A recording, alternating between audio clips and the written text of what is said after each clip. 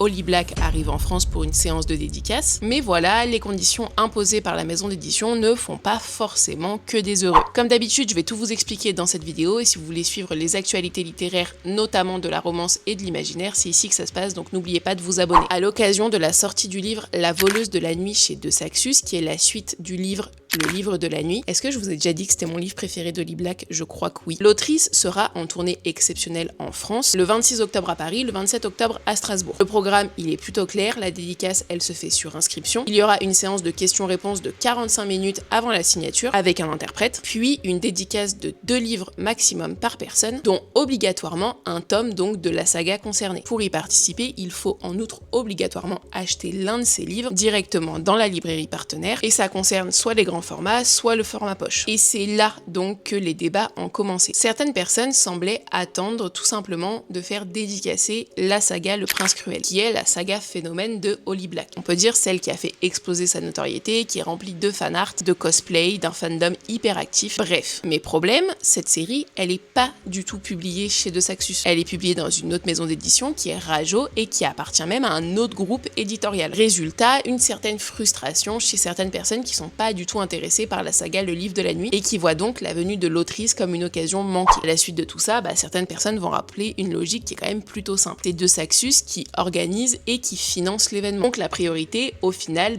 ce sont les titres qu'ils éditent. C'est loin d'être la première fois que le débat y surgit. Rappelez-vous lors de la tournée légendaire, encore une fois chez De Saxus, avec R.F. Kuang, Samantha Shannon et Sarah El Arifi, certains lecteurs voulaient venir avec leurs propres éditions et ne comprenaient pas l'obligation d'acheter donc un livre sur place. Au fond, c'est pas vraiment une polémique en soi, puisqu'on va dire que la réaction de la communauté littéraire a été plutôt compréhensive et logique. Une dédicace, c'est malheureusement pas seulement un moment pour les fans, c'est aussi une stratégie marketing ciblée et qui doit être donc cadrée. Bref, voilà tout ce que je voulais vous dire à ce sujet. Qu'est-ce que vous pensez de tout ça? Dites-moi tout en commentaire et on en reparle très vite.